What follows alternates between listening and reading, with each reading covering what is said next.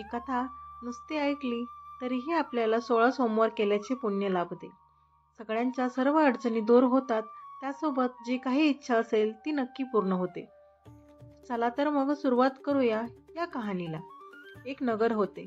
त्या नगरामध्ये एक महादेवाचं देऊळ होतं. एके दिवशी काय झालं, शिव पार्वती फिरता फिरता त्या मंदिरामध्ये आले. सारीपाट खेळू लागले.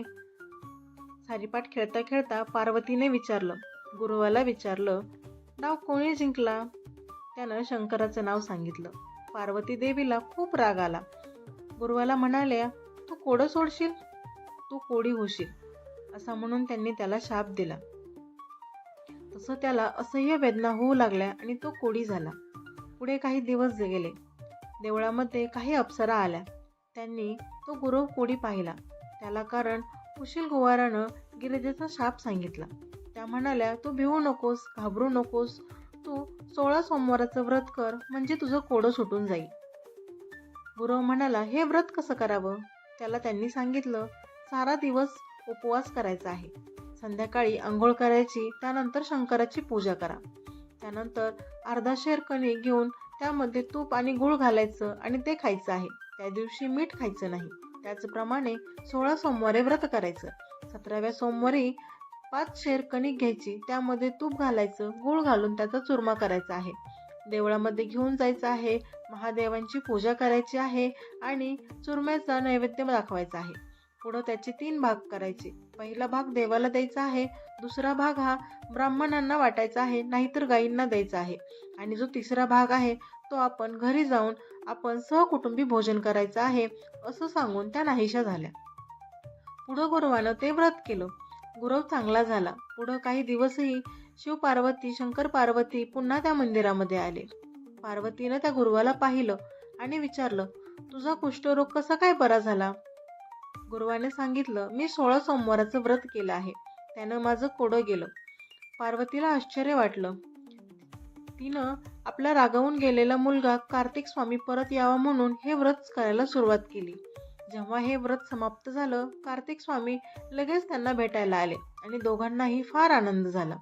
त्यानं आईला विचारलं की मी तुझ्यावर तर रागवून गेलो होतो, पुन्हा भेटणार नाही असं ठरवलं होतं, तरीही माझ्या मनामध्ये तुला भेटण्याची इच्छा कसं काय निर्माण झाली असेल? पार्वतीने त्याला 16 सोमवारच्या व्रताचा महिमा सांगितला. पुढे कार्तिक स्वामींनी देखील हे व्रतच केलं. त्यांचा एक ब्राह्मण मित्र होता. तो इतर देशांमध्ये फिरायला गेला होता. त्याला सहज त्यांची भेट झाली. त्यांनी सांगितलं की हे 16 सोमवाराचं व्रत आहे, हे तू करशील तर तुला नक्की लाभ होईल. ब्राह्मणाने ते ऐकलं आणि लग्नाचा हेतू मनामध्ये धरला आणि मनोभावे 16 सोमवाराचं व्रत केलं. समाप्तीनंतर तो एका ठिकाणी गेला. फिरता फिरता एका नगरामध्ये तो आला.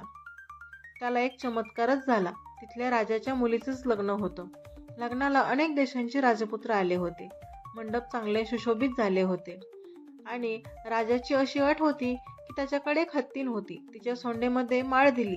ती माळ ती ज्या मुलाच्या गळ्यात घालेल तोच तिच्या मुलीचा वर म्हणून निवडला जाईल. आणि काय झालं, त्या हत्तीणीनं ती माळ या ब्राह्मणाच्या गळ्यामध्ये टाकली. माळ ज्याच्या गळ्यात घालेल, हत्तीण घालीन, त्याला आपली मुलगी द्यायची असा त्याचा पण होता. त्यामुळं तिथं आपला हा ब्राह्मण मोज पाहायलाच गेला होता. पण हत्तीणीनं माळ टाकल्यामुळे राजाने त्याला त्याची मुलगी दिली. दोघांचं लग्न लावून दिलं आणि त्यांचं लग्न झालं. पुढं काय झालं तर एक राजाची मुलगी झाली. तशी दोघं नवरा बायको एके दिवशी खोलीत बसली होती. बायकोने नवऱ्याला प्रश्न केला की तुम्ही असं कोणतं पुण्य केलं आहे ज्यांच्यामुळे मी तुम्हाला प्राप्त झाले? तर त्याने 16 सोमवाराच्या व्रताबद्दल तिला सांगितलं. त्या व्रताची प्रचिती पाहण्याकरता तिने पुत्रप्राप्तीसाठी ती व्रत करायला सुरुवात करू लागली. तिला सुंदर असा मुलगा जन्माला आला. तो मोठा झाला आणि त्याने देखील आईला विचारलं की मी कोणत्या पुण्याने तुला प्राप्त झालो? त्या व्रताचा तिने देखील त्याला महिमा सांगितला. त्याने राज्यप्राप्तीची इच्छा अशी मनात धरली आणि तो व्रत करू लागला. त्याला राजा व्हायचं होतं. तो काय चमत्कारच घडला. एकदा फिरता फिरता तो एका नगरामध्ये आला होता आणि राजाला मुलगी नव्हती. एक मुलगी होती, मुलगा नव्हता. तेव्हा कोणीतरी एखादा सुंदर, गुणवान आणि नवरा मुलगा पाहून त्याला आपली मुलगी द्यावी असं त्याच्या मनात होतं आणि राजाला त्या पुत्राची गाठ पडली. राजाने त्याला पाहिलं. तो राजचिन्ह त्याच्या दृष्टीस पडला. राजानं त्याला आपल्या घरी आणलं आणि आपल्या मुलीला त्याच्यासोबत लग्न लावून दिलं, कन्यादान केलं. त्यासोबतच सगळं राज्य त्या मुलाला देऊन टाकलं.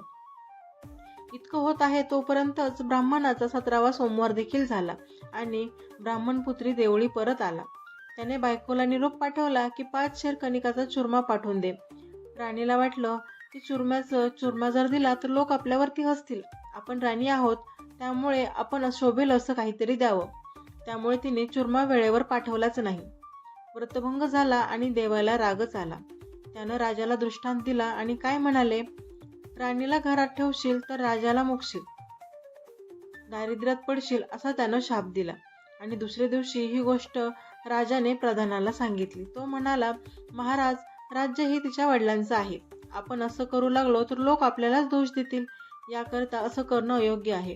पण राजाला वाटलं की ईश्वरांनी स्वतः दृष्टांत दिला आहे मला, तेही त्यांचाही अपमान करणं अयोग्यच आहे. मग त्यांनी एक विचार केला. तिला नगरातून हकलून लावलं. पुढं ती गरीब झाली. नगरांमध्ये हिंडू लागली, दीन झाली, रस्त्यात फिरू लागली. जाता जाता एका नगरीत गेली. तिथे एका म्हातारीच्या घरी ती उतरली. तिनं तिला ठेवून घेतलं, खाऊ पिऊ घातलं आणि एके दिवशी त्या म्हाताऱ्याने तिला चिवट विकायला पाठवलं. दैवाची गती एवढी विचित्र होती, ती बाजारात चालता चालता मोठा असा वारा आला. सगळं चिवटं उडून गेली. तिनं तिला घरी येऊन म्हातारीला सगळं सांगितलं. म्हातारीनं तिला हकलून लावलं. ती पुढे निघून गेली तसं एका तेलाच्या घरी गेली. तेलाच्या घरी तेलाने भरलेल्या घागरी होत्या. त्यांच्यावर तिची नजर पडताच त्या सगळ्या घागरीत तेल सगळं सांडून गेलं. त्याला राग आला. त्याने देखील तिला हकलून लावलं.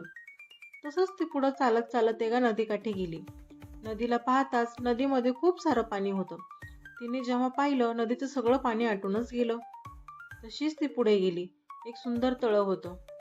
त्याच्यावर तिची नजर गेली तसं पाण्यात सगळे किडे पडले. पाणी नासून गेलं आणि जे रोज तिथे गुराखी यायचे ते तिथं जाऊन मागे फिरू लागली. गोरडरं ही ताणलेलीच राहिली. तसं तिला एक गोसावी भेटला. त्यानं तिला विचारलं, कोण, कुठची आहेस तू? तिने सगळं सांगितलं. तिला गोसाव्याने आपल्या घरी घेऊन गेला. तिला त्याने आपली मुलगी मानलं आणि ती तिथंच राहू लागली, कामधंदा करू लागली. आणि जिकडे तिकडे तिची दृष्टी जाऊ लागली, त्या दृष्टीची तिचे किडे पडत असेल किंवा ज्यामध्ये तिची दृष्टी जाईल ते सगळं खराब होत असेल. असा चमत्कार नेहमीच होऊ लागला. मग गोसाव्याने विचार केला की हिला अंतर्दृष्टी लावली. तिच्या पदरी व्रत मोडल्याचं पाप आहे असं त्याला जाणवलं. त्यामुळे ते नाहीसं केल्याशिवाय तिची दृष्टी चांगली होणार नाही असं त्याने ठरवलं. मग त्यांनी शंकराची प्रार्थना केली. देव प्रसन्न झाले. गोसाव्यानं राणीबद्दल प्रार्थना केली. शंकरानं तिला 16 सोमवाराचं व्रत करायला सांगितलं व आपण अंतर्धान पावले. नंतर गोसाव्यानं तिच्याकडून 16 सोमवाराचं व्रत करून घेतलं आणि जसं की तिचं व्रत पूर्ण होतंय तोपर्यंतच तिच्या नवऱ्याला तिची भेटीची इच्छा उद्भवली. त्याने दूत पाठवले. त्यांना ते शोधता शोधता गोसाव्याच्या मठात आले. त्यानं राणीला तेथे पाहिलं. सगळ्यांना आनंद झाला आणि असाच निरोप राजाकडे पाठवला. राजा स्वतः मठामध्ये आले आणि गोसाव्याला साष्टांग नमस्कार केला, वस्त्र दिले आणि गोसावी म्हणाला, राजा, ही माझी धर्मकन्या आहे. मी इतके दिवस तिला माहेरी ठेवून घेतलं होतं. ती तुझी स्त्री, तुझी पत्नी, तिला आता घरी घेऊन जा. आणि असं म्हणून त्यांना वाटेल लावलं. राजाने होय म्हटलं.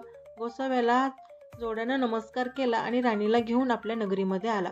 पुढे मोठा उत्सव केला. दान दक्षिणा देऊन ब्राह्मण संतुष्ट केले आणि राजा राणींची भेट झाली. आनंदाने रामराज्य सुरू झालं. तुम्हीही असे शंकराला प्रसन्न करून तुमचे रामराज्य सुरू करा. धन्यवाद.